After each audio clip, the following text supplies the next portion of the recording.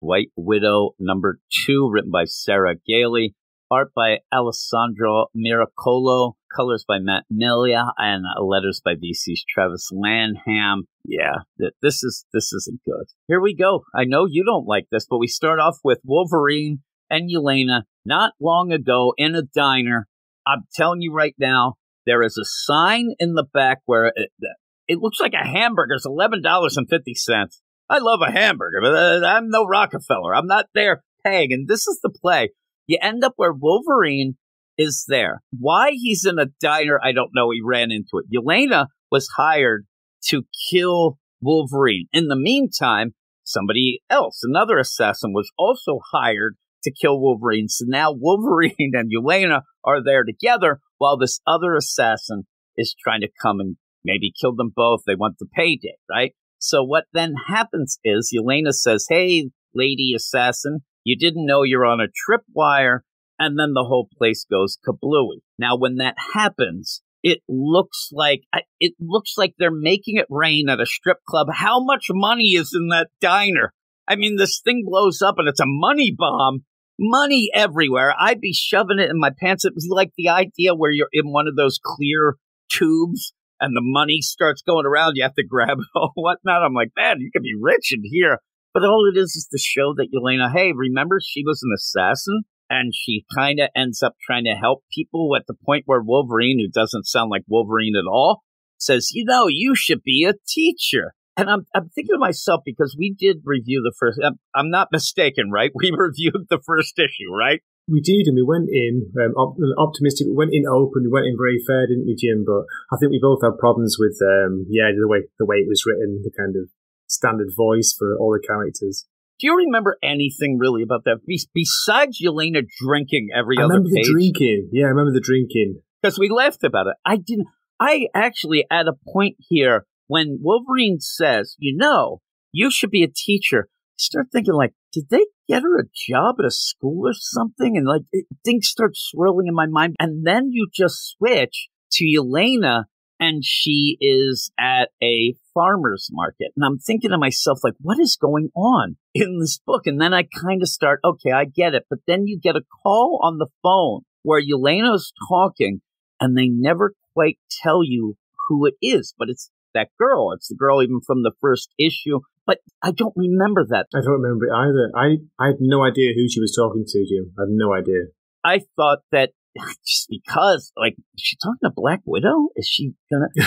No, it's this girl that she kind of is mentoring about. And the girl, obviously, we saw already, is going to be working with the big bad corporation Armament. We already know that this, it's kind of like an Apple / Amazon / Walmart / big corporation that's evil. And they control everything, and they have drones that deliver your packages. I mean, it is really evil Amazon, or just Amazon, if you want to go there. So you end up with that going on. The idea, though, is there's no gray area here. You know who's bad, and you just have wacky situations. She's Russian one panel, then she loses it the next. That's your main character, but Yelena has seen some things. Yelena is smart. Yelena was trained to be smart, trained to be a killer, but still trained to blend in, trained to do all this. And she's there, and you want to play that fish out of water, but don't make her seem stupid that she doesn't know basic vegetables. I'll tell you right now, I have never in my life, it's funny, I've never eaten artichoke in my life. But if I see an artichoke,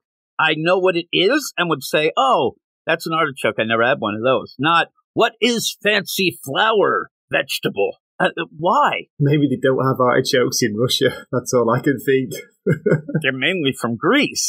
But she would probably know that. Or even if she doesn't know the deep dive of artichokes, she might be able to see. Again, there's a lot of vegetables I haven't seen, and some that I wouldn't know, but not something like a radish or sweet corn. You were saying before, Jim, weren't you? These assassins, they've been taught. They're not stupid. They're not dummies. They know things, Just imagine, Yelena ends up, she has to assassinate some official, and she's got to blend in and things, and she's walking through like a fancy dinner party and things of, I do not know what that is that a fancy flower vegetable? No, that's not, it's ridiculous. And you play this idea of this love, like, hate, dislike, hate, this whole idea of her. I'm already bored with that. I was bored with it the first few pages, Jim, and I told you I only kept reading to the end because we were reviewing it. I would have dropped it. And she's on the phone, and she's talking at the farmer's market with this other girl assassin that wants some,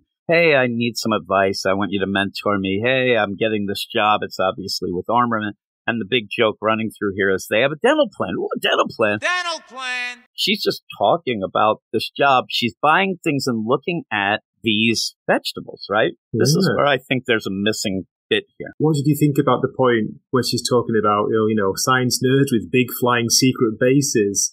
She's saying this out loud. Secret bases in front of everybody. It's bizarre. She looks at a radish. She's neutral. Okay, that's one thing. You get sweet corn. She loves it. So do I. I'm quite neutral about radishes too. She has garlic. She likes that. I like it, but my tummy doesn't. I have a weird. It's a sensitivity. You're a sensitive man, Jim, aren't you? Yes, I've heard that. I am. I like garlic though. Then you get beets. Dislike. She doesn't like beets. Okay, so I'll stop for a second there. Here's the thing. Yelena grew up in Russia in the Red Room. She dislikes beets. This could have been the perfect opportunity because I'm guessing that when she was in the Red Room, beets are one of the biggest vegetables in Russia. It's like beets and potatoes show that that's all she was given to eat as a kid for years because they were pretty much torturing them. And she was in the Red Room. And this ends up giving you at least a little bit of a flashback of her as a kid being forced to be an assassin. And that would give you so much character work in that, in a simple play. Give us something. Give us anything. It's there for a joke to say dislike. But again, show me why. Because I think why she dislikes it is because for years, that's all she was given to eat. And so use that stuff. So then she goes off from there. Scary flower. I don't know what this is. And meets up with the people from her apartment. Again, what you're playing here is you're going to have these little bubbles and these little placards of what Yelena, playing the idea that she's done some work. Yelena would be somebody that sizes up everybody that she sees. She's an assassin. But this should be the funny play of the description should all be how she could kill them, even though she won't. You have a fish out of water in a town of Idlewood. Show that she's still the assassin and is trying not to be. But no, you have these things of, hey, Griffin, apparently interested in college. Oh, my God. And there's no way in my mind that Yelena would care or even write down anything about their sexuality. I don't know why she'd know or care. Give me that little joke that she looks at everybody as a target or a victim and then play that throughout this whole damn miniseries to show you by the end that she's trying to learn not to be like that. That's all you need. It seems so simple. But you get these people. Now I'm getting angry. I blame you, Ray. I'm not letting you talk, but I blame you. It's your fault. I'm scanning down the pages, like just trying to get through this dialogue, Jim. God, it was a slog, wasn't it, to get through? What you've just described is like so much more interesting in those two different parts you talked about than what is on the page. So they're going back and forth. Hey, I work with armament. Oh my God, you mean the one company that's in this whole thing and that we all know are bad? Yeah, I work for them. Talked about, yeah. What a surprise. Yeah. Oh, I work for armament. Hey, you guys should work for armament too. As an aside, we have a really huge farmers market in our town. It's a big thing. And when Yelena says, hey, I don't like going around here because everybody wants to talk to you, it's true. It's so true. See, that was good because I can't stand going there. There's two things that you end up when you go to the farmers market in our town. You get people who will want to talk to you for no reason. And also you'll see at least 3 people missing some sort of limb. You end up with this guy, Rowan. Hey, you should work for armament. And then you have Griffin who says, oh, like I always look at things that I want to work at, like vampire. Who can give me the best things? And says she researches that. Well, then you go and say, hey, you should research what's up with this armament. It might not be that great. And they say, no way. I don't do research. You just said you did. Then the mother's there. Am I wrong? But the mother-daughter thing here, they don't even feel like they know each other. No. Which, again, my kids probably would say that they don't know me. But it doesn't feel like it's like a family here. It just feels like random people that are just spouting nonsense. Then you get to Zelda. from the first issue, and in a play, you have to show, oh my God, I think that Zelda likes Sabine. And I'm like, yeah, what a surprise. Jim, the name Zelda. I've got a vague memory of that from issue 1 now that you said it. It's like, okay, there we go. That was, the candy shop in this small town. Ah, the one that got destroyed in the battle. Yeah, the candy shop that, I'm telling you, in my mind, a candy shop that's like meth in the back. That's the candy. They're selling meth in the back, right? Oh, my God. Zelda's there, and they're like, oh. So then they end up where they're going to get together back at Yelena's apartment, something that feels weird. But then you end up having the Sabine, like, going in the likes, dislikes, and, oh, man. Why do you dislike this? Why does she have this list up in her apartment, for one thing? Any idea? Yeah, because she said she wants to categorize everything. So anyone can read it like he goes to her apartment. They went back to the apartment because these other characters, they're just props. They're just there. They're spouting dialogue that all sounds the same. They're not unique. But then when you see this idea that, hey, I heard you say that you liked robotics, Griffin. Well, let me bring you back to my apartment to show you this robot eye that I got when I was assassinating things, but I really don't want you to know I'm an assassin. Was this set up in issue 1 or not? I have no idea. She doesn't want people to know this, but she invites them in her apartment. I think that's weird. And also just starts, I just happened to get this robot trash, she says. But while they're there, there's a knock on the door. Oh, no, who could that be? Oh, it's Black Mamba and Diamondback, the assassins. I'm like, now you've really shown me that Yelena should get the hell away from because she's going to get people killed. And now we have an assassin fight. This is insane, Jim. By the way, they don't knock on the door. I think they're just leaving. She opens the door and it's like, oh, hi, they just happen to be standing outside. It's like, come on. Sarah Gailey is wanting to play the Pulp Fiction deal where they were going to break in and start, wrecking house, but they had to talk first to discuss, do we have lethal force? It really is when they're going in, Jules and Vincent, they have to go down the hall and talk about, okay, that was actually about foot massage that they were talking about. But in this, they're discussing things and you have that deal. And then they just walk in and at points reading it. And I'm a dummy, right? But I end up like, what the hell is going on? Who are they? And they're like, I've got no you're idea. not coming in like an assassin. They're there because they work for Armament and they're there to retrieve that robotic eye because what happened is Griffin was toying with it. And then, oh my God, it's Armament Tech. Mom ends up yelling, oh, put that down because we go to Armament Charter School. We kick out. And I'm like, this is a mess. This is a complete and utter mess.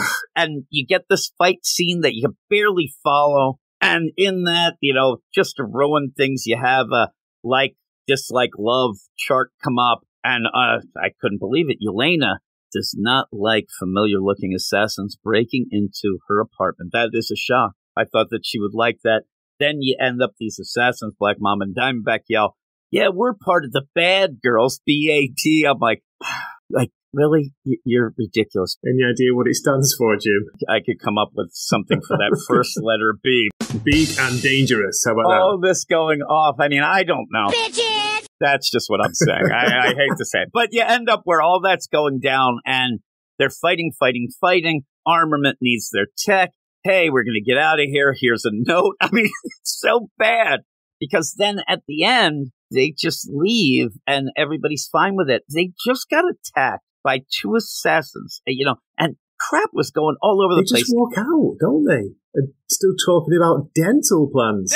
Dental plan, because that's what happens when you end up having the bad girls. And they end up saying, hey, you should come and work with us, with Armament. We just tried to kill you, but hey, yeah, come and work with us.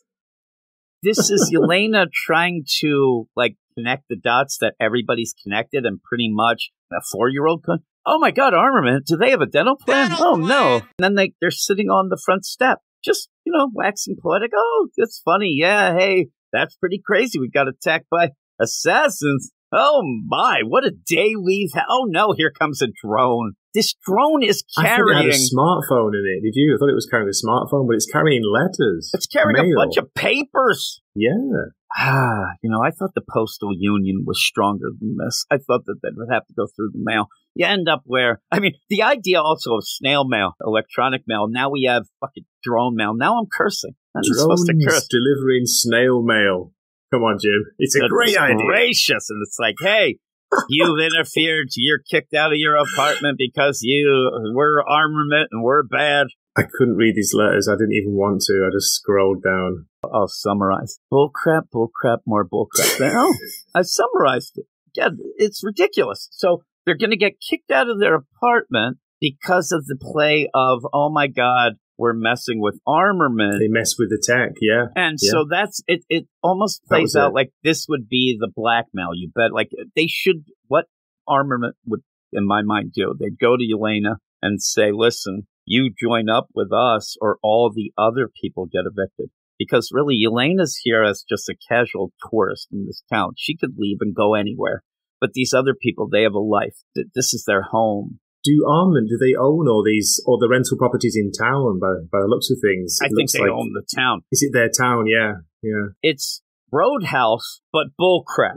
Everything you read in this, it's like it reminds me of something, but worse. It's Roadhouse without Patrick Swayze. That's just no good. Patrick Swayze and Terry Funk. I mean, how can you do that? So you remember the name. They're all upset. She says, it's time for Armament to meet the White Widow.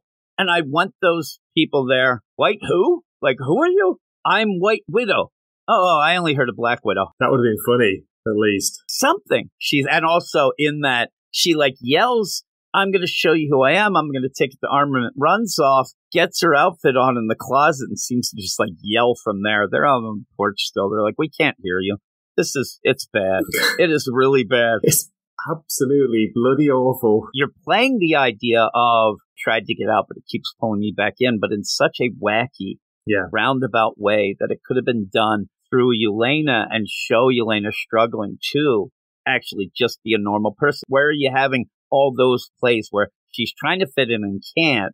Instead, what you have done is take her to a town that didn't know that they desperately needed her, so she's just full out assassin.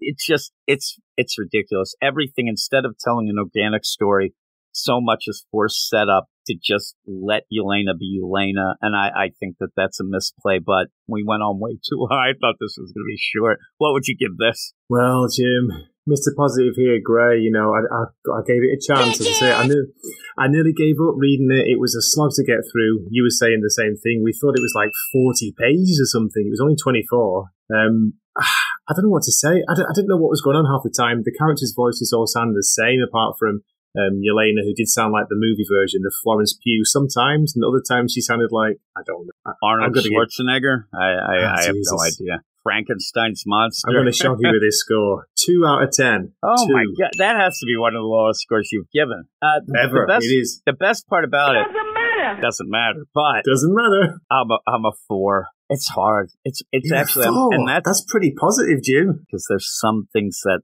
could be something, but I know they won't. So, I'm down to a 3. We keep, this always happens. We keep talking. It happened earlier. We keep talking, and I'm going to be down to a 1. Dental plan. Bitches!